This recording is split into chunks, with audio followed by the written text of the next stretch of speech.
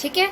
तो आप क्या कर रहे हो, आप अपने दोस्त से पूछ भी रहे हो, तो आपकी एक जो मनुष्यता की पहचान है कि आप इस पेंडेमिक में अपने फ्रेंड से नहीं मिल पा रहे हो, तो आप उससे उसका हालचाल पूछ रहे हो।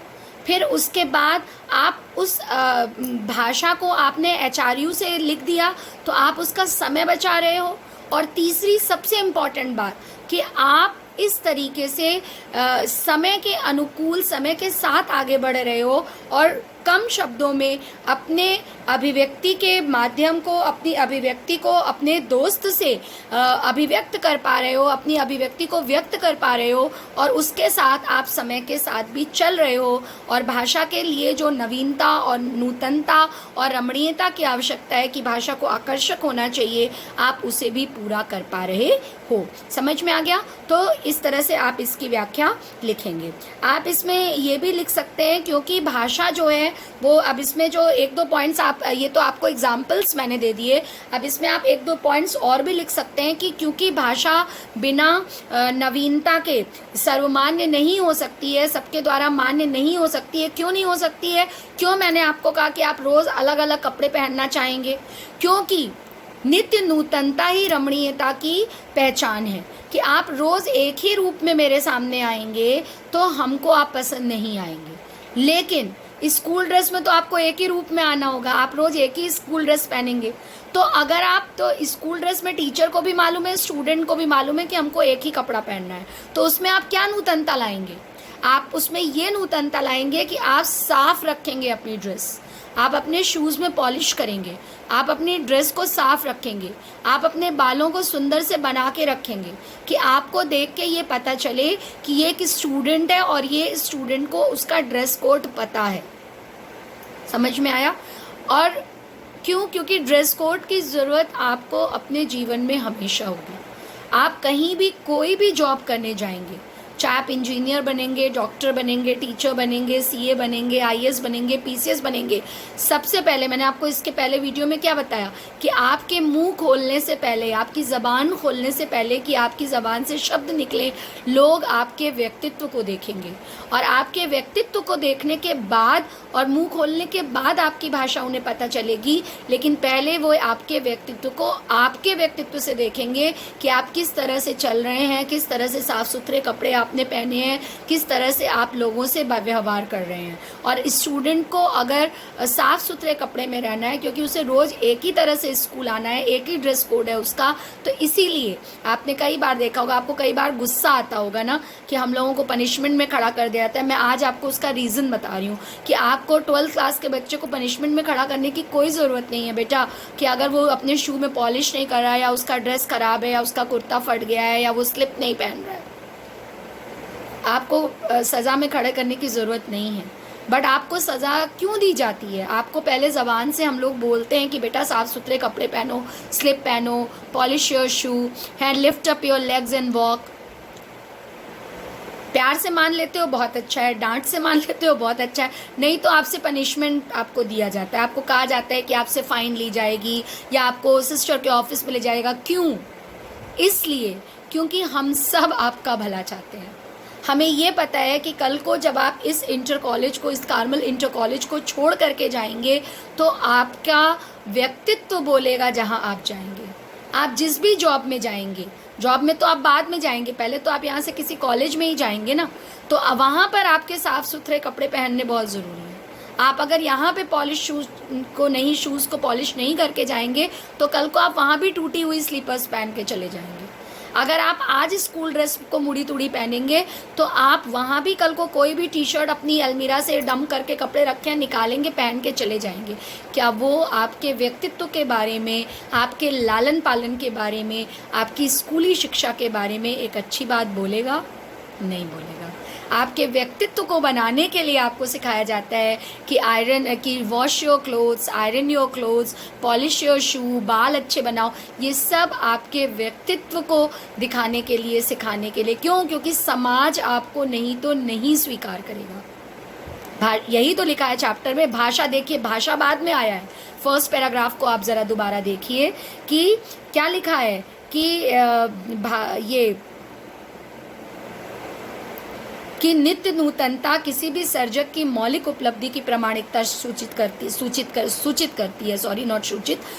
करती है और उसकी अनुपस्थिति में कोई भी चीज़ वस्तुतः जनता और समाज के द्वारा स्वीकार्य नहीं होगी। कि यदि आप साफ सुथरे नहीं रहेंगे तो आपको ये समाज स्वीकार नहीं करेगा, और फिर अगर आपको ये समाज स्वीकार नहीं करेगा तो इससे क्या फ़र्क पड़ता है कि आप IAS भी क्यों नहीं हैं। तो इसलिए आपके व्यक्तित्व को अच्छा बनाने के लिए हम लोग आपसे ये कहते हैं कि आप साफ़ सुथरे कपड़े पहनें, और फिर जब आप बाहर चले जाएं तो रोज़ अच्छी नई ड्रेसेस पहनें, इतना पैसा कमाने लगें कि आप अच्छे कपड़े पहनें। अब दूसरी बात आती है भाषा पर, क्योंकि अब जब आप मुंह खोलेंगे और अच्छा बोलेंगे तो आपके व्यक्तित्व को दुनिया समझेगी, और जब वो आपके व्यक्तित्व को समझेगी तो उसके लिए जो वस्तु जितनी रमणीय होगी वो समाज को उतनी ज़्यादा अच्छी लगेगी। भाई आपको कोई भी चीज़ आकर्षक ही तो अच्छा लगेगा। ये जो मैंने आपको एग्जाम्पल दिया इसके पहले वीडियो में कि मैं अगर एक गंदे साड़ी पहन के आपके पास आऊँगी या गंदा सूट पहन के आऊँगी तो आप मुझे स्वीकार नहीं करेंगे। इसी तरह से एक टीचर भी बच्चे को स्वीकार नहीं करेगी। क्यों? इसलिए क्योंकि जो वस्तु जितनी रमणीय होगी, आकर्षक होगी, वो साफ सुथरी होगी, वो सुंदर होगी, वो नई होगी, वो तभी आकर्षक होगी, और वो तभी वो आकर्षक होगी तो वो स्मरणीय भी होगी। अभी आप आउटगोइंग बच्चे हैं, जब आप बाहर जाएंगे तो आपको हम लोगों का पढ़ाना याद आएगा। पढ़ाना कौन टीचर कैसा पढ़ाता था आएगा, लेकिन आप मान के रखिए कि आपको पढ़ाने से ज़्यादा हमारा बात व्यवहार, कौन सा टीचर का ड्रेसिंग सेंस कैसा है, कौन से टीचर का नेचर कैसा था, कौन हमको कितना प्यार करता था, कौन हमको कितना समझता था, ये सब भी आपको उतना ही याद आएगा। क्यों? क्योंकि यही हमारा, क्योंकि भाषा है ना, अभिव्यक्ति है। समाज में हम क्यों जा रहे हैं? हम समाज में इसलिए अच्छा बन के जाना चाहते हैं क्योंकि वो हमें हमारी पर्सनालिटी को, हमारे व्यक्तित्व को अभिव्यक्त करता है। इसी तरह से भाषा भी हमारी अभिव्यक्ति को हमारे व्यक्तित्व को व्यक्त करता है, अभिव्यक्त करता है।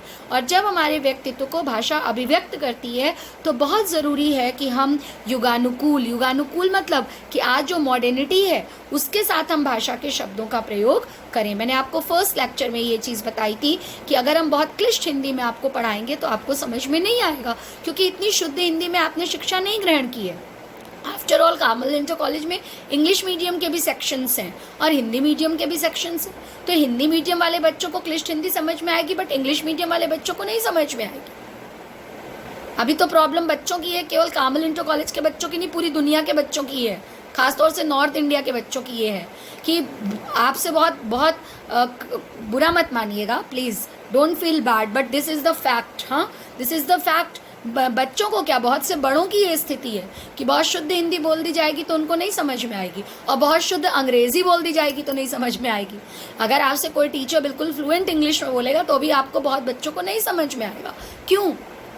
बच्चों की गलती नहीं है, वो समाज में जिस परिवेश में रह रहे हैं ये उसकी गलती है। क्यों आपको बीच बीच में ये हम लोगों को सिस्टर क्यों बोलती हैं कि teachers please talk in English, students please talk in English? क्योंकि वो सोसाइटी की डिमांड है।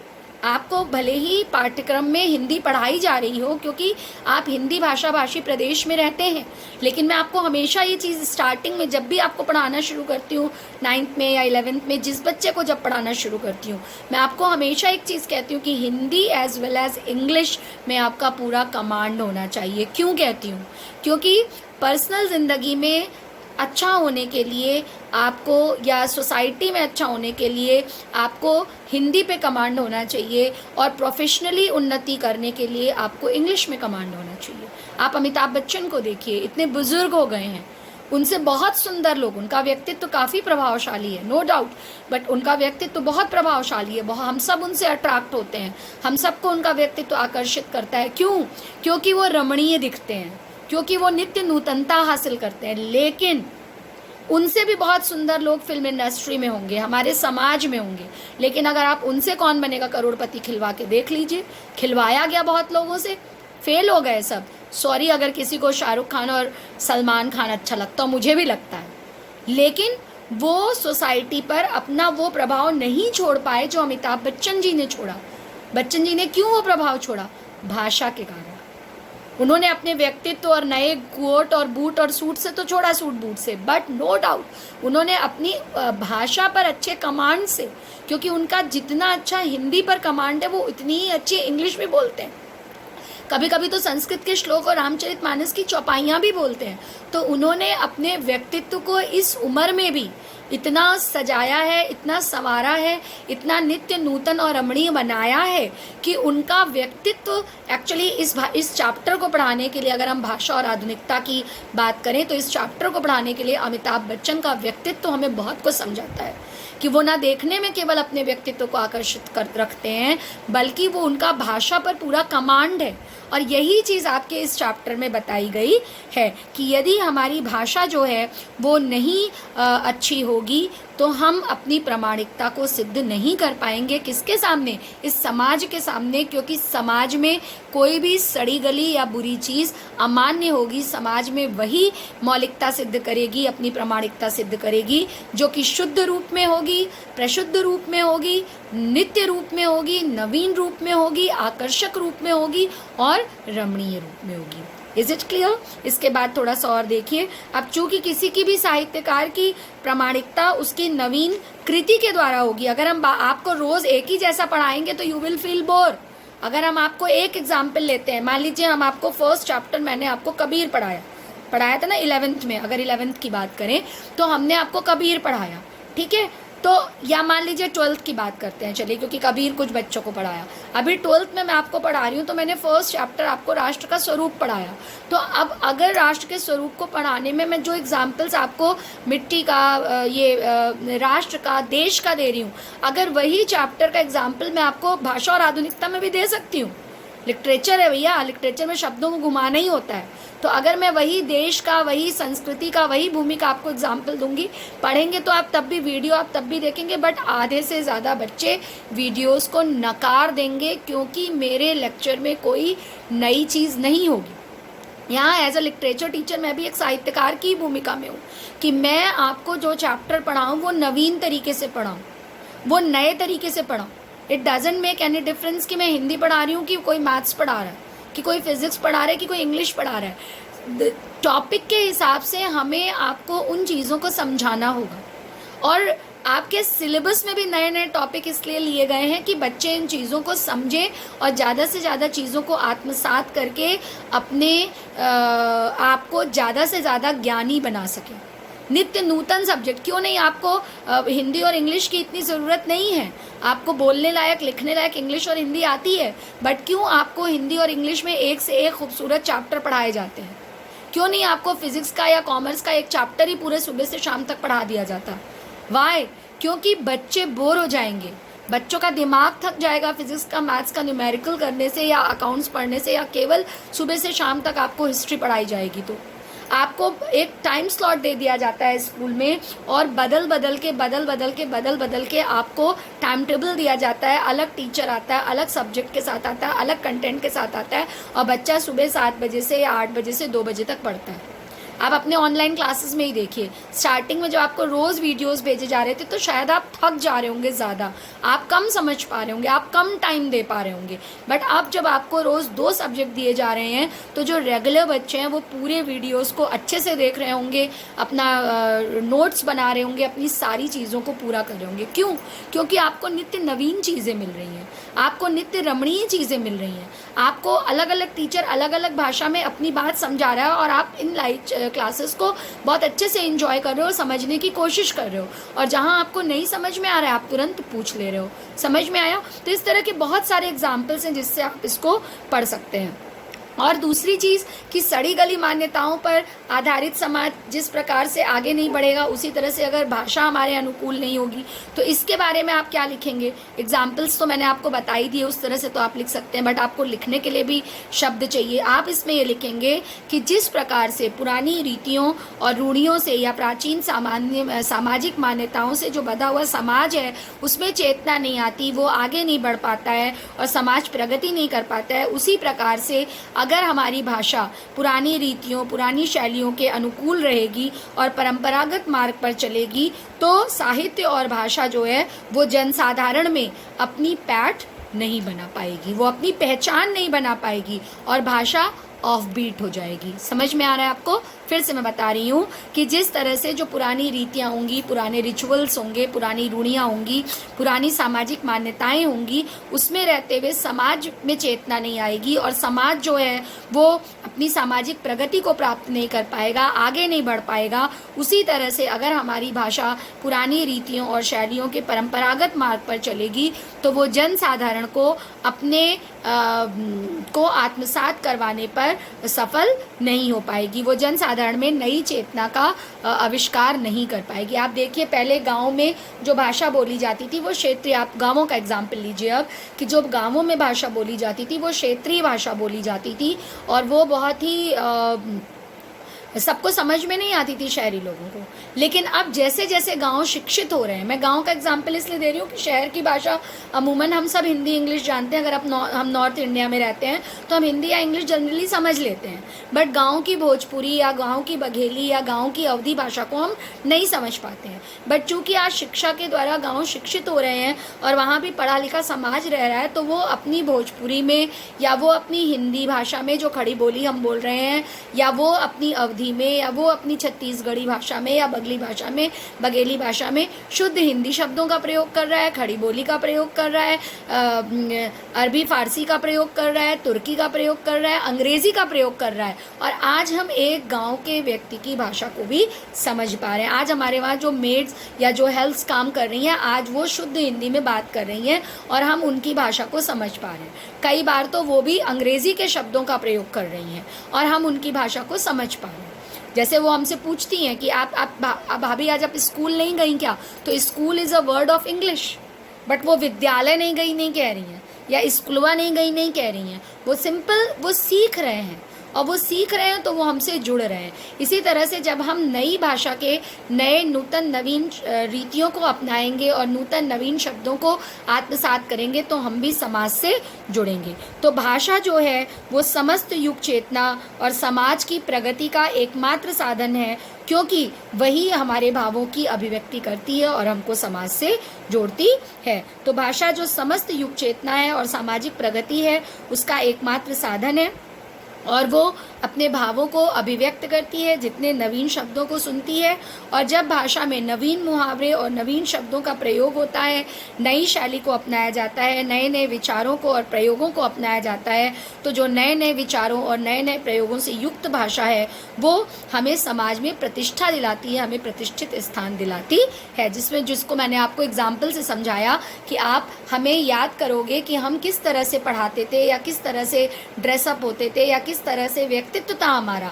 क्यों? क्योंकि भाषा एक अमूल्य गुण है हमारे व्यक्तित्व का, और जब हम नित्य नई चीज़ों को अपने व्यक्तित्व में लाएंगे और नित्य भाषा को समय के अनुकूल बोलेंगे तो और नित्य नवीन भाषा और मुहावरों को और शैलियों को अपनाएंगे तो नए नए विचार और प्रयोगों के आधार पर भाषा हमको समाज में प्रतिष्ठित करेगी।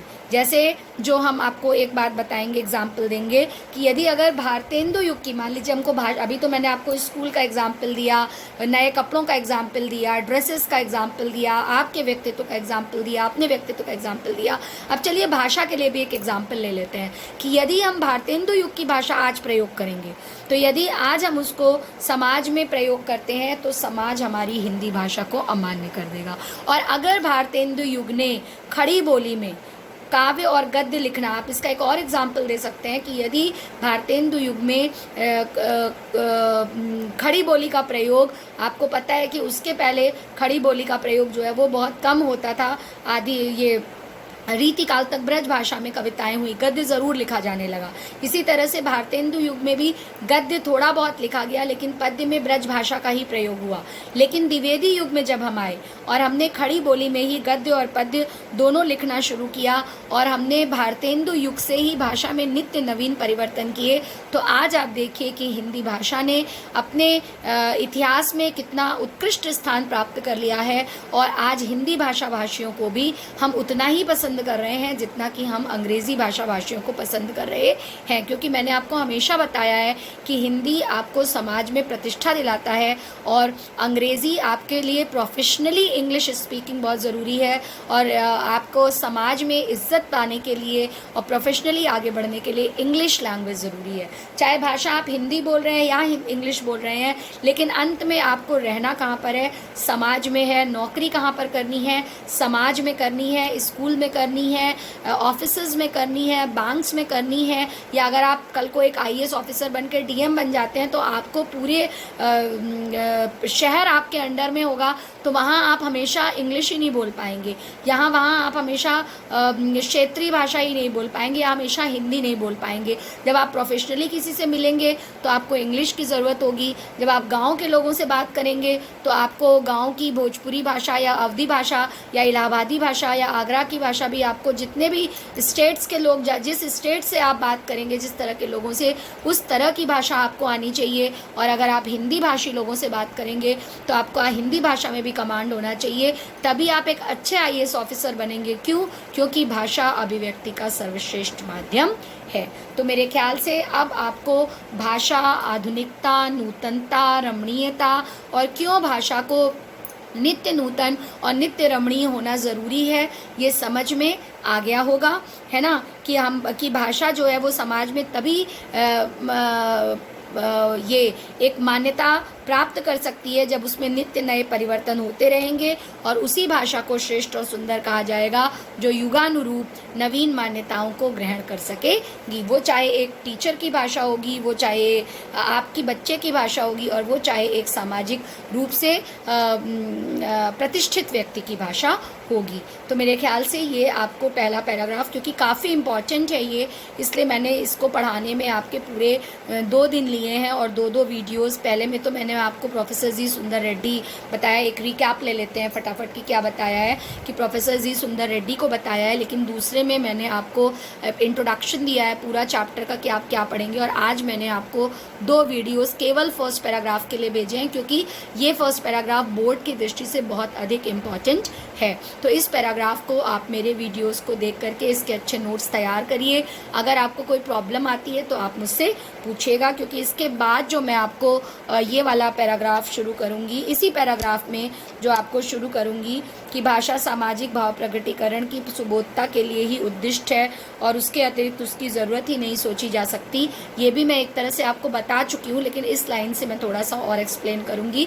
और यहाँ से आपका चैप्टर थोड़ा और बहुत तेज़ी से आगे बढ़ेगा और उसमें और भी चीज़ों में आपको पता चलेगा कि आधुनिक जीवन शैली में भाषा की क्या उपयोगिता है, या भाषा को आधुनिक होने की ज़रूरत क्या है। दोनों एक दूसरे पर आधारित हैं कि हमारी भाषा को क्यों आधुनिक होना चाहिए, और आधुनिक जीवन शैली में भाषा किस तरह से नित्य नवीन रूपों को ग्रहण करते हुए लगातार आगे बढ़ रही है, ये आपको मैं आगे के क्लासेस में बताऊंगी। एक चीज़ मुझे आपको और बतानी है यहाँ पर, जो सॉरी मैं भूल गई आपको बताना, अभी जब मैंने लास्ट लाइन पढ़ी तो मुझे समझ में आया कि मुझे आपको बताना चाहिए कि ये केवल और केवल और केवल हिंदी भाषा के लिए नहीं कहा जाता।